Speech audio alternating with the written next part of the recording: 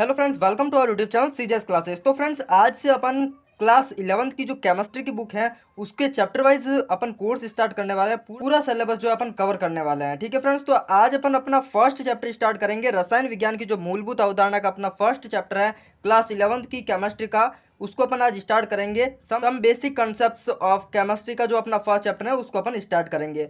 तो friends, first of all अगर अपन इस चैप्टर के अंदर टॉपिक्स के बारे में बात करें कि इस चैप्टर के अंदर अपन कौन कौन से टॉपिक हैं और कौन कौन से अपन कवर करने वाले हैं, तो इसके अंदर कुछ 5-7 टॉपिक हैं जो अपन कवर करेंगे और जो बहुत ज़्यादा इंपॉर्टेंट है। इससे बाहर आपका क्वेश्चन जो है नहीं जाएगा।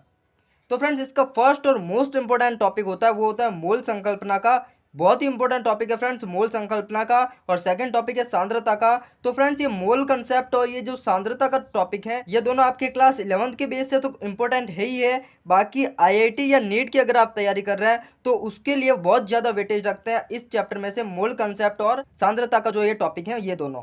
इसके अलावा रस समीकरण मिति है आपके, सीमांत अभिकर्मक है आपके, अणुसूत्र और मूलानुपाती सूत्र है, द्रव्यमान प्रतिशत है, रासायनिक संयुगों के 5-7 नियम हैं उनको पढ़ेंगे अपन। और इस चैप्टर के अंदर अपन एक टॉपिक पढ़ेंगे डाल्टन का परमाणु सिद्धांत, और कुछ छोटा सा एक टॉपिक है पदार्थ का, उसको अपन कवर करेंगे। और इन सारे टॉपिक के क्लियर होने के बाद में अपन करेंगे इसके कुछ एक्सरसाइज के क्वेश्चंस। और लास्ट के अंदर अपन बात करेंगे आईआईटी और नीट के एग्जाम की प्रिपरेशन के लिए कि भाई आईआईटी के अंदर क्वेश्चन किस तरीके से पूछा जाता है, इस चैप्टर में से कैसे कैसे क्वेश्चन पिछले टाइम बने हैं, कैसे बन सकते हैं। तो आईआईटी और नीट की जो तैयारी कर रहे हैं उसके लिए भी अपना ये जो सीरीज चल रही है ये बहुत ही इंपॉर्टेंट रहने वाली है। तो फ्रेंड्स, अपन अपना फर्स्ट जो टॉपिक है उसको स्टार्ट करते हैं। अपना जो फर्स्ट टॉपिक है मोल संकल्पना का, उसको अपन स्टार्ट करते हैं। तो फ्रेंड्स, ये जो मोल संकल्पना है, मोल कंसेप्ट है, इसको समझने से पहले अपन को दो चीज़ों के बारे में समझना होगा।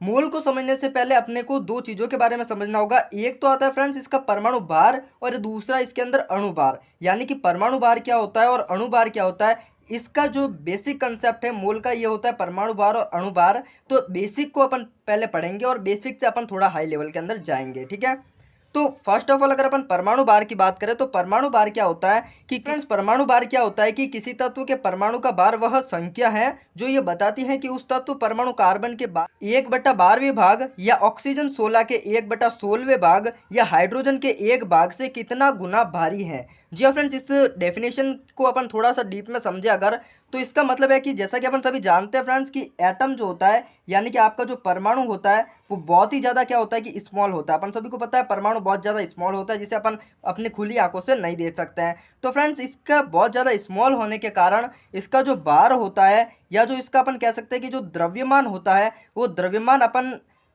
एग्जैक्टली ज्ञात नहीं कर सकते हैं। जी हाँ फ्रेंड्स, इसका द्रव्यमान एग्जैक्टली अपन ज्ञात नहीं कर सकते हैं। 100% श्योरिटी के साथ अपन इसका द्रव्यमान ज्ञात नहीं कर सकते हैं। तो फ्रेंड्स, इसका परमाणु भार कैसे ज्ञात किया जाता है, तो इसका जो परमाणु भार होता है वो सापेक्ष विधि के द्वारा ज्ञात कर सकते हैं अपन। यानी कि जो इसका सापेक्ष मान होता है वही अपन मानते हैं, और सापेक्ष मान के द्वारा ही परमाणु भार को अपन व्यक्त करते हैं, ज्ञात करते हैं। ठीक है, अब बात करते हैं कि सापेक्ष मान क्या है। तो सापेक्ष मान का मतलब फ्रेंड्स ज़्यादा कुछ नहीं है कि आपके एक यूनिट बना दी जाएगी, या फिर हाइड्रोजन जैसे है तो हाइड्रोजन को एक आधार मान करके बाकी सारे परमाणुओं का, बाकी सारे अणुओं का अपन परमाणु भार जो है ज्ञात करेंगे। ठीक है, और फ्रेंड्स एक इंपॉर्टेंट बात कि परमाणु भार जो है ये एक नॉर्मली बात करें तो यूनिट लेस है, यानी कि इसकी कोई भी इकाई नहीं है, यूनिट लेस है, इकाई नहीं है इसकी। लेकिन फ्रेंड्स, कुछ किताबों के अंदर अपने को AMU भी मिल जाएगी इसकी इकाई। यानी कि AMU का मतलब क्या है उसके ऊपर अपन बात करें तो इसका मतलब होता है फ्रेंड्स एटॉमिक मास यूनिट। यानी कि एटॉमिक मास यूनिट यानी कि परमाणु द्रव्यमान मात्रक, एटॉमिक मास यूनिट AMU से भी इसको लिख सकते हैं। ठीक है, अब बात करते हैं एक AMU का मतलब क्या है। तो फ्रेंड्स, एक AMU का मतलब है आपके 1.66056 इंटू 10⁻⁻24 ग्राम। जी हाँ फ्रेंड्स, एक AMU का मतलब है 1.66056 इंटू 10⁻⁻24 ग्राम। ठीक है, और अब फ्रेंड्स अपन इसकी डेफिनेशन जो है परमाणु भार की उसको एक एग्जाम्पल के थ्रू समझते हैं। जैसे अपन ने एक एग्जाम्पल के थ्रू लिया है कि हाइड्रोजन का परमाणु द्रव्यमान या परमाणु भार है वो अपन कैसे ज्ञात कर सकते हैं। तो फ्रेंड्स, अपन सभी को पता है कि एक AMU जो होता है वो अपना होता है 1.66056 इंटू 10⁻⁻24 ग्राम। ठीक है, और हाइड्रोजन परमाणु के द्रव्यमान की बात करें तो वो होता है फ्रेंड्स 1.6736 इंटू 10⁻24 ग्राम। ठीक है, अब इसको अगर अपन डिवाइड करेंगे तो इसका परमाणु द्रव्यमान आ जाएगा। यानी कि इसका टोटल अगर अपन डिवाइड करेंगे तो अपने पास आएगा AMU के अंदर, ठीक है। ये ग्राम के अंदर है, ये अपने पास AMU के अंदर आ जाएगा, जिसे अपन राउंड फिगर 1 ही लिखते हैं, ठीक है। अब फ्रेंड्स कुछ परमाणु ऐसे हैं या कुछ एलिमेंट्स ऐसे हैं जिनका अपने को परमाणु भार थोड़ा बहुत याद रखना पड़ेगा।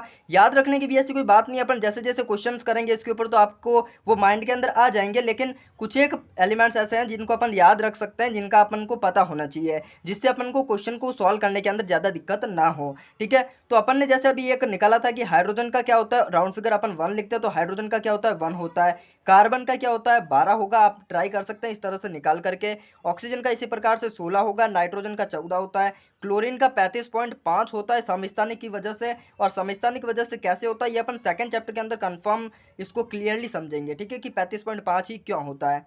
और सल्फर की बात करें तो इसका 32 होता है। फॉस्फोरस की बात करें अगर अपन तो इसका 31 होता है, कैल्शियम का 40 होता है, एल्यूमिनियम का 27, सोडियम का 23, मैग्नीशियम का 24, पोटेशियम का 39 होता है, फेरस का आपके होता है 56 और कॉपर का होता है 63.4। इसके अंदर भी क्या होता है समस्थानिक के कारण इसका भिन्न के अंदर आता है, ठीक है। तो फ्रेंड्स ये कुछ अपने को याद रखना है। बाकी ऐसी जो बड़ी बड़ी वैल्यू है, जैसे अपने पास आयोडीन आ गया या कोई हायर लेवल का आ गया या 105वें तत्व का आ गया, तो उसका जो परमाणु भार है वो तो अपने को क्वेश्चन के अंदर दिया हुआ होगा, लेकिन कुछ hydrogen, carbon, sodium, oxygen, nitrogen ये है ना, इनका अपने को दिया हुआ नहीं होगा, तो इनको थोड़ा सा याद करना पड़ेगा, ठीक है। यह हुई परमाणु भार की बात। अब फ्रेंड्स अगर अपन बात करें कि अणु भार क्या होता है, अणु भार को थोड़ा सा समझे अगर अपन, तो अणु भार होता है फ्रेंड्स किसी अणु में उपस्थित सभी परमाणुओं के परमाणु भारों का योग अणु भार कहलाता है। जी फ्रेंड्स, अगर आपको परमाणु भार थोड़ा सा कंसेप्ट उसका समझ में आया है तो अणु भार आपको कंफर्मली समझ में आ जाएगा। इसको एक एग्जाम्पल के थ्रू समझते हैं कि भाई कैसे होता है अणुभार, अपन कैसे निकालते हैं। तो अपन ने एक एग्जाम्पल लिया H2O का, यानी कि जल का एग्जाम्पल लिया H2O का। तो इसके अंदर क्या है कि ये एक अणु है, इसलिए अपन यहाँ पे क्या लिया, अणुभार यूज में लिया है, ठीक है। तो फ्रेंड्स हाइड्रोजन के अंदर और ऑक्सीजन के अंदर अपने पास ये रिएक्शन होगी तब अपने पास H2O आएगा, यानी कि इस H2O के अंदर अपने पास 2 तो हाइड्रोजन परमाणु है और 1 ऑक्सीजन परमाणु है। तो हाइड्रोजन परमाणु का अपने को पता है, अभी अपन ने ऊपर निकाला है कि परमाणु भार कितना होता है, राउंड फिगर 1 होता है। तो यहाँ पर अपने पास क्या हो जाएगा, हाइड्रोजन का 1 होता है और हाइड्रोजन के 2 परमाणु अपने पास, और ऑक्सीजन का कितना होता है अभी अपन ने बात की उसके बारे में, तो 16 होता है। तो H2O का जो अणुभार है वो अपने पास आ जाएगा 18, ठीक है। ये हुई अणुभार की बात। और अगर अपन इसको ग्राम में लिखेंगे तो यहाँ पे अपन 18 ग्राम लिखेंगे, और अगर अपन इसको ग्राम में कन्वर्ट करेंगे तो इसकी एक इकाई लगाएंगे और वो इकाई होगी फ्रेंड्स GMM, यानी कि ग्राम मॉलिक्यूलर मास, ठीक है। और फ्रेंड्स अब अगर अपन इसी टाइप से CH4 की बात करें तो CH4 के अंदर क्या होगा कि अपने पास एक तो है फ्रेंड्स कार्बन का परमाणु, और अपने पास हाइड्रोजन के कितने परमाणु है कि भाई 4 परमाणु अपने पास हाइड्रोजन के, ठीक है। तो इसका क्या होगा, कार्बन का कितना होता है, अभी अपन ने बात की थी कि 12 होता है और अपने पास 1 है परमाणु कार्बन का, और हाइड्रोजन का कितना होता है 1 होता है और 4 है अपने पास इसके। तो टोटल कितना हो जाएगा 12 × 1 12 + 4, यानी कि टोटल अपने पास कितना आ जाएगा 16 आ जाएगा, ठीक है। और इसको ग्राम में कन्वर्ट करेंगे तो 16 ग्राम हो जाएगा, और ग्राम मॉलिक्यूलर मास इसकी यूनिट आ जाएगी, ठीक है। अब इसी प्रकार से फ्रेंड्स अगर अपन बात करें C6H12O6 की, ये क्या होता है फ्रेंड्स, अपन सभी को पता है कि इसको अपन ग्लूकोज कहते हैं। C6H12O6 को अपन ग्लूकोज कहते हैं। अब C6H12O6 के अंदर कार्बन अपने पास कितना है कि भाई कार्बन अपने पास है 6 कार्बन के परमाणु हैं, और हाइड्रोजन के अपने पास कितना है भाई कि 12 परमाणु हैं, और ऑक्सीजन के अपने पास कितना है भाई कि एक ऑक्सीजन का कितना होता है अपने को पता है कि 16 होता है, और अपने पास ऑक्सीजन के परमाणु है 6 परमाणु हैं। तो अपन इसके यहाँ पे क्या लिखेंगे, कार्बन का होता है अपने पास 12, 12 इंटू हो जाएगा 6, हाइड्रोजन का होता है 1 इंटू यहाँ पे 12 परमाणु हैं हाइड्रोजन के, तो यहाँ पे हो गया 1 × 12, प्लस ऑक्सीजन का 1 परमाणु का कितना होता है तो 16 होता है, और 6 का कितना हो जाएगा तो अपन मल्टीप्लाई बाय 6 कर देंगे। अब अगर अपन जब इसकी कैलकुलेशन को सॉल्व करेंगे तो इसका परमाणु भार आएगा अपने पास 180, ठीक है। और अगर अपन इसको ग्राम में कन्वर्ट करेंगे तो GMM यूनिट लगा देंगे, ठीक है। समझ में आया, कोई प्रॉब्लम, चलो ठीक है। तो फ्रेंड्स अणुभार और परमाणु भार के बाद में अपन पढ़ेंगे अब इसके मैन टॉपिक के ऊपर आएंगे, और मैन टॉपिक है अपना मोल अवधारणा का। तो मोल क्या होता है उसके ऊपर अगर अपन बात करें तो जैसा कि फ्रेंड्स अपन सभी को पता है कि जैसा मानो कि आप गए एक दुकान पर और वहाँ पे बोले कि मुझे 1 किलो शक्कर चाहिए, तो आप क्या बोलोगे कि मुझे 1 kg शक्कर चाहिए, या फिर आप क्या बोलोगे कि मुझे 1 लीटर दूध चाहिए। तो अगर आपको शक्कर चाहिए तो आप क्या बोलोगे मुझे 1 kg शक्कर चाहिए, या दूध चाहिए तो क्या बोलोगे 1 लीटर दूध चाहिए। यानी कि आप उसके पीछे जो इकाई लगा रहे हो उस इकाई से आपको पता चल रहा है कि आप कितना किलो ले रहे हैं या कितना ले रहे हैं या क्या ले रहे हैं, ठीक है। ठीक है फ्रेंड्स, तो इसी टाइप से क्या होता है कि अपना मोल होता है। मोल को अगर अपन बात करें तो मोल नॉर्मली क्या फ्रेंड्स की मोल वर्ड का मतलब अगर अपन बात करें क्या होता है, तो इसका मतलब होता है फ्रेंड्स मोल वर्ड का ढेर। ढेर या फिर अपन क्या लिख सकते हैं, बहुत अधिक। तो मोल का शाब्दिक अर्थ की बात करें तो ये होता है ढेर या बहुत अधिक। तो फ्रेंड्स मोल है क्या, तो मोल वास्तव में फ्रेंड्स एक इकाई है जिसके द्वारा अपन अणुओं की या परमाणुओं की संख्या को जो है ज्ञात कर सकते हैं। इसकी डेफिनेशन के ऊपर अगर अपन बात करें तो फ्रेंड्स किसी तत्व या यौगिक में उपस्थित अणुओं या परमाणुओं की संख्या को मोल के द्वारा ज्ञात किया जाता है या मोल के द्वारा मापा जाता है। मोल का मतलब ही है फ्रेंड्स ज्ञात करना, या किसी पदार्थ के अंदर कितने अणु या परमाणु हैं उसको अपन मोल कहते हैं। ठीक है, डेफिनेशन क्लियर हुई। चलो, और फ्रेंड्स मोल की थोड़ी सी अगर अपन डेफिनेशन को आगे बढ़ाएं तो इसका मतलब समझिए कि किसी भी पदार्थ की वह मात्रा जिसमें ठीक उतने ही अणु या परमाणु उपस्थित हैं जितने 12 ग्राम कार्बन में या 18 ग्राम H2O यानी कि जल में उपस्थित होते हैं। अब इस चीज़ का क्या मतलब है फ्रेंड्स कि मोल का मतलब जैसे अपन ने अभी परमाणु भार का देखा था कि बहुत छोटा होता है इसलिए अपन उसको एग्जैक्टली ज्ञात नहीं कर सकते हैं, इसी टाइप से मोल का कंसेप्ट भी होता है। लेकिन मोल एक क्या है कि एक इकाई है, एक अपन कह सकते हैं कि एक मापने का जरिया है अपने पास, उसको अपन कहते हैं मोल। ठीक है, अब या फिर फ्रेंड्स अपन कह सकते हैं कि मोल का मतलब है कि किसी पदार्थ के अंदर कितने अणु या कितने परमाणु हैं उसको अपन ज्ञात कैसे करेंगे, उसको अपन मोल कहते हैं।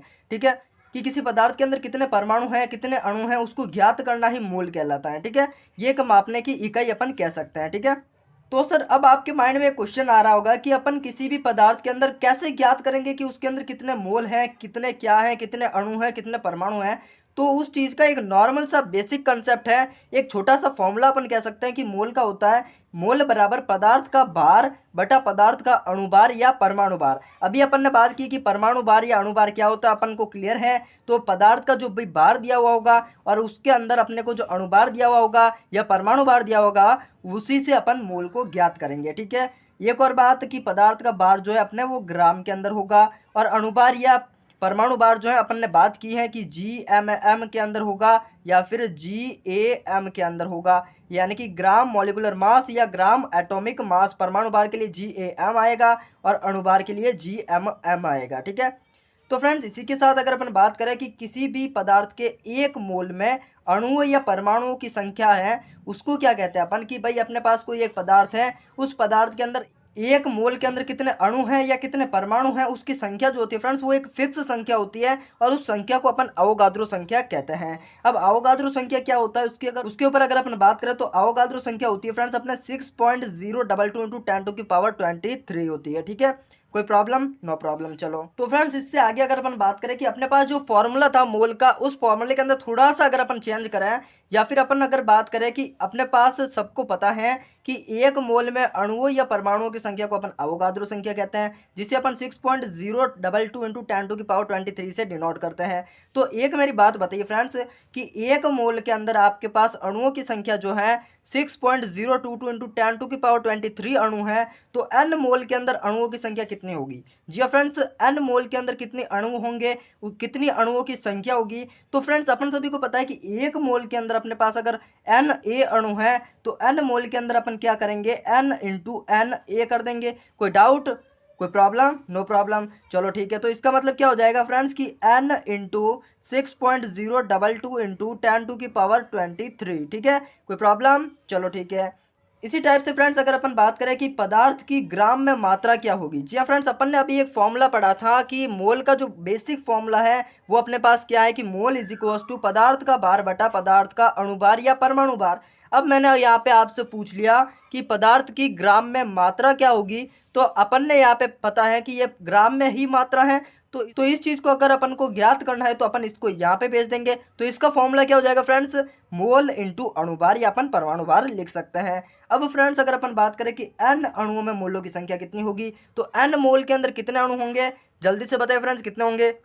तो फ्रेंड्स एन अणुओं में मोलों की संख्या की अगर अपन बात करें तो वो हो जाएगी अपने पास n/Na हो जाएगी। ठीक है, यहाँ पे और यहाँ पे ज़्यादा डिफरेंस नहीं है, आपको कंफ्यूज नहीं होना है। कि n मोल में अणुओं की संख्या अगर आपसे पूछी है तो n इंटू एन हो जाएगा, और अगर वहाँ पे आपको जस्ट अपोजिट पूछ लिया कि n अणुओं में मोलों की संख्या कितनी है तो वहाँ पे n अपॉन एन ए हो जाएगा। ठीक है, यानी कि ये जो 6.022 इंटू 10⁻23 है, इसका अगर अपन को भाग देना पड़ेगा यहाँ पर, और यहाँ पर अपन को इसका गुणा करना पड़ेगा। ठीक है, कोई प्रॉब्लम? No problem. चलो ठीक है फ्रेंड्स, नेक्स्ट अगर अपन बात करें, इसको एक छोटे से एग्जाम्पल के थ्रू समझते हैं कि फ्रेंड्स अपने को एक एग्जाम्पल दिया है कि 6.022 इंटू 10⁻21 में कार्बन परमाणुओं का मोल ज्ञात कीजिए। ठीक है, अब मोल का फॉर्मूला क्या है अपन ने अभी जस्ट डिस्कशन किया है इस बारे में कि n अणु है अपने पास, यानी कि अपने पास अणुओं की संख्या दी है, तो n अणु में मोलों की संख्या का फॉर्मूला क्या होता है?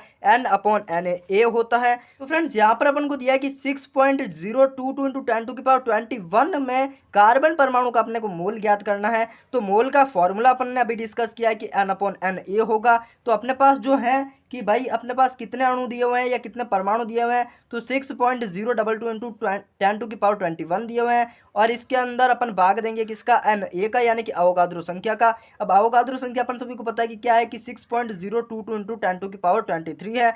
तो अपन इसको कैंसिल आउट करेंगे तो अपने पास क्या आ जाएगा फ्रेंड्स लास्ट आंसर कि 1/10⁻2 यानी कि 100 हो जाएगा, यानी कि 10⁻−2 लिख सकते हैं अपन, या फिर 0.01 मोल भी अपन इस चीज़ को लिख सकते हैं। ठीक है, कोई प्रॉब्लम? No problem. चलो, और फ्रेंड्स इसका एक फॉर्मूला और है, उसके ऊपर अगर अपन बात करें कि एनटीपी क्या होता है फ्रेंड्स? सामान्य ताप एंड दाब होता है, यानी कि नॉर्मल टेम्परेचर एंड प्रेशर को अपन एनटीपी कहते हैं।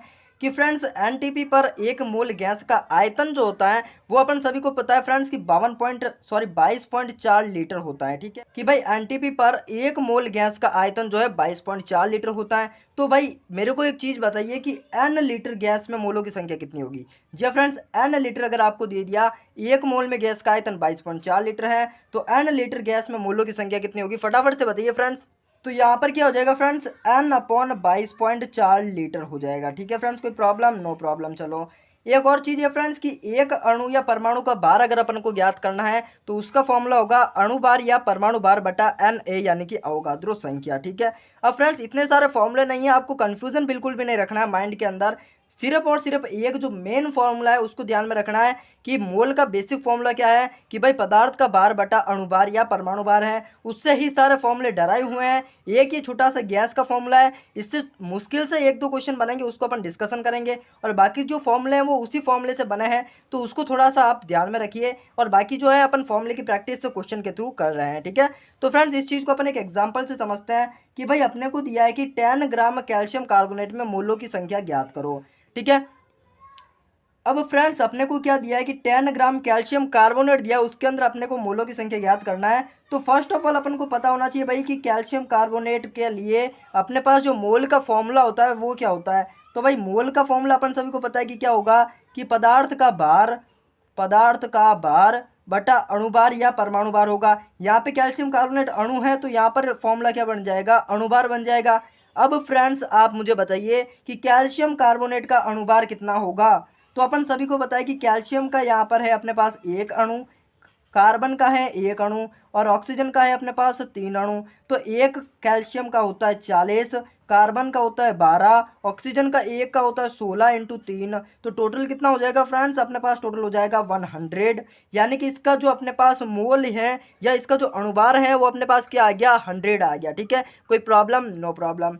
चलो ठीक है, अब अपन को ज्ञात क्या करना है? मोलों की संख्या ज्ञात करनी है। तो इसके अंदर मोल जो है वो क्या हो जाएगा? अपने को पदार्थ का भार कितना दिया है? 10 ग्राम दिया है, तो अपने पास क्या हो जाएगा? 10 बटा अणुभार कितना है? 100 है। तो इसके अंदर क्या हो जाएगा? 10 से 10 कैंसिल आउट, यानी कि 1/10 यानी कि 0.1 मोल हो जाएगा। कोई प्रॉब्लम? चलो ठीक है। इसी टाइप से फ्रेंड्स अपन को एक और क्वेश्चन दिया है कि 18 ग्राम ग्लूकोज में मोलों की संख्या ज्ञात करनी है। अब फ्रेंड्स अपने को फॉर्मूला पता है कि पदार्थ का भार बटा अणुभार होगा। अब मेन बात क्या है कि आपको यहाँ पर ग्लूकोज का फॉर्मूला पता होना चाहिए। तो अपन सभी को पता है कि ग्लूकोज का फॉर्मूला क्या होता है? C6H12O6 होता है, और इसका अणुभार ज्ञात करना पड़ेगा। तो अणुभार के लिए अपन सभी को पता है कि कार्बन के कितने परमाणु हैं? 6 परमाणु हैं। हाइड्रोजन के कितने परमाणु हैं? कि भाई 12 परमाणु हैं। ऑक्सीजन के कितने परमाणु हैं? कि भाई 6 परमाणु हैं। तो एक कार्बन का होता है 12 इंटू 6, हाइड्रोजन का एक का होता है 1 इंटू 12, ऑक्सीजन का एक का होता है 16 इंटू 6, और टोटल हो जाएगा अपने पास 180। तो इसके अंदर मोलों की संख्या क्या हो जाएगी भाई के पदार्थ का भार अपने को कितना दिया है 18 दिया है, इसका अणुभार कितना 180 है। तो यहाँ पर कितना आ जाएगा 1/10 यानी कि 0.1 मोल आ जाएगा। कोई प्रॉब्लम? चलो ठीक है। और फ्रेंड्स ये क्वेश्चन अपने को एक और दिया है कि 5.6 लीटर ऑक्सीजन गैस में मोलों की संख्या ज्ञात करनी है अपने को। यानी कि अपन ने जो अभी फॉर्मूला ऊपर देखा था उसी फॉर्मूले का अपने को यूज़ करना है। इस फॉर्मूले का अगर अपन यूज़ करेंगे तो ये अपना क्वेश्चन बहुत शॉर्ट हो जाएगा। अब इसका यूज़ कैसे करेंगे कि भाई 5.6 लीटर ऑक्सीजन गैस दिया है तो एन लीटर गैस में मोलों की संख्या एन अपन 22.4 लीटर होती है। तो अपने का इसके अंदर कुछ नहीं करना है, डायरेक्ट फॉर्मूला अप्लाई करेंगे। डायरेक्ट फॉर्मूला अपने को सभी को पता है कि क्या होता है।